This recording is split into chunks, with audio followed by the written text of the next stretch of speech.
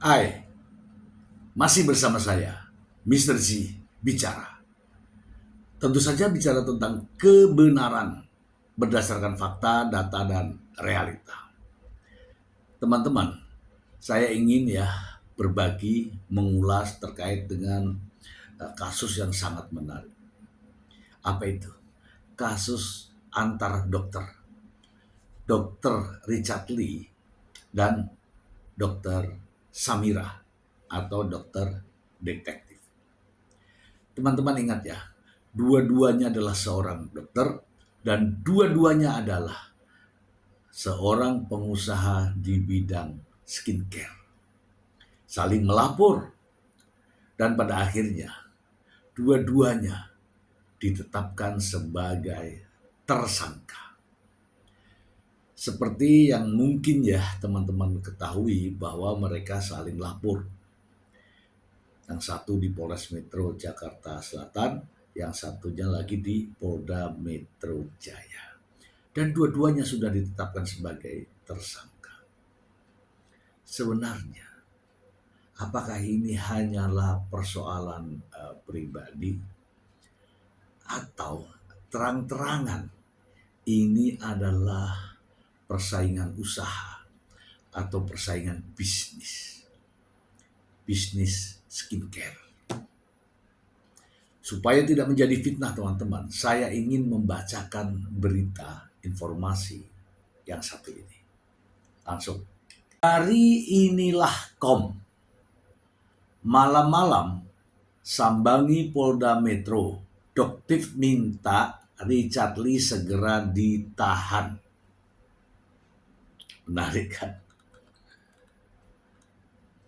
Dokter Samira atau dokter detektif mendatangi Polda Metro Jaya untuk memantau pemeriksaan Richard Lee yang berstatus tersangka pelanggaran Undang-Undang Kesehatan dan Perlindungan Konsumen. Doktif ingin memantau, Doktif ingin memantau, Doktif ingin mengawal kasus ini, kata dia di Polda Metro Jaya. Ia menilai penanganan kasus Richard Lee tidak seimbang.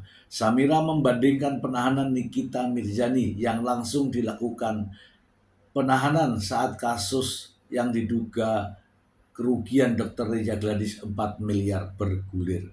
Sementara saudara DRL yang kerugiannya diduga ratusan miliar dan masih berjalan hingga hari ini. Karena hingga hari ini Doktif masih bisa membeli produk white tomato. Samira menegaskan kerugian konsumen masih berlangsung. Ia meminta polisi tidak memberi keistimewaan pada Richard. Jadi, Doktif di sini minta keadilan. Polda Metro Jaya Ditreskrimsus untuk segera melakukan penahanan dan tanpa disertai nanti adanya penangguhan penahanan. Richard Lee memenuhi panggilan penyidik pada Rabu siang. Ia tiba sekitar pukul 12.58 WIB menggunakan Alphard hitam bernomor B bla bla bla. Mobil tersebut langsung mengantar Richard Lee ke area depan gedung Ditreskrimsus Polda Metro Jaya. Begitu turun, ia berjalan cepat masuk tanpa memberikan ruang bagi wartawan. Richard mengenakan kemeja putih dan dapat melewati palang menuju ruangan pemeriksaan dengan akses khusus. Richard berstatus sebagai tersangka dalam laporan pelanggaran perlindungan konsumen terkait produk dan treatment kecantikan dengan nomor LP sekian 2024 Polda Metro Jaya. Oke ya, menarik kan? Iya, menarik. Orang pelapornya nungguin juga di situ. Ya, katanya sih mengawal. Kita bahas ya teman-teman, kita bahas. Oke ya teman-teman ya, saya di awal sudah menyampaikan apakah ini murni niat dokter detektif yang sebagai konsumen ya, sebagai konsumen. Kalau dia sebagai konsumen, tentunya dia menggunakan produk dari Richard Lee dengan mengalami permasalahan atau dampak atau akibat daripada produk tersebut. Tapi ingat, saya rasa itu tidak mungkin. Sebab apa? Sebab Doktip juga adalah pengusaha skincare. Saya rasa tidak mungkin Doktip menggunakan produk daripada Dr. Richard Lee. Kemudian, apa alasannya dia membeli? Ya, mungkin saja ingin tahu seberapa besar kandungan-kandungan dari produk Richard Lee. Kalau itu namanya bukan terkait dengan perlindungan konsumen, itu menurut saya, karena itu sudah masuk pada persaingan usaha tidak sehat. Itu juga ada undang-undangnya, teman-teman. Ada undang-undang yang mengatur tentang monopoli dan persaingan usaha tidak sehat. Tetapi ini semua tergantung daripada bagaimana penyidik mendalami permasalahan ini. Sebab apa? Ini tidak murni, ya, kasus pidananya tidak murni karena ada persaingan bisnis di balik laporan-laporan ini. Dan ingat teman-teman ya, Dr. Samira datang ke Polda Metro Jaya karena dia sebagai pelapor terkait dengan ini. Namun demikian, di balik semua ini juga Dr. Samira ini juga sebagai tersangka. Ya, seperti contoh di Polda Sumatera Utara. Sebagai tersangka dia. Tersangka apa? Tersangka kasus pencemaran nama baik. Sama juga di Polres Metro Jakarta Selatan. Dr. Samira juga sebagai pelaku atau tersangka tindak pidana pencemaran nama baik. Artinya apa? Inilah ya. Dr. Samira, Dr. Richard Lee, Dr. siapa satu lagi itu? Si Tungkir ya kan? Itu juga permasalahan semuanya ini berawal dari usaha skincare. Kalau usaha skincare, ya bisa disimpulkan sementara bahwa ini adalah persaingan usaha tidak sehat. Itu sih menurut saya ya. Kemudian terkait dengan permintaan ya Dr. Samira agar dilakukan penahanan ya, tidak bisa juga ya melakukan intervensi terhadap proses penyidikan. Penyidik bisa saja melakukan penahanan ya ketika berdasarkan 3 hal subjektif ya, antara lain 1 dikhawatirkan tersangka melarikan diri, 2 dikhawatirkan tersangka mengulangi perbuatannya, 3 tersangka dikhawatirkan akan menghilangkan atau merusak barang bukti. Kalau ketiga-tiganya ini ya tidak ditemukan oleh polisi bahwa ada hal-hal yang dipertimbangkan tadi, maka ya tidak perlu dilakukan penahanan. Hanya membuat surat pernyataan sanggup kooperatif ketika dibutuhkan dalam proses penyidikan. Itu sih. Nah, kalau sampai pelapornya menungguin kantor Polda Metro Jaya meminta supaya ditahan, ya nggak perlu mengintervensi tugas dari penyidik. Mau ditahan silakan oleh penyidik. Tapi kalau memohon untuk dilakukan penahanan itu sudah ya baru kali ini. Oke teman-teman, itu pendapat saya. Ada persaingan usaha di balik ini semua. Oke.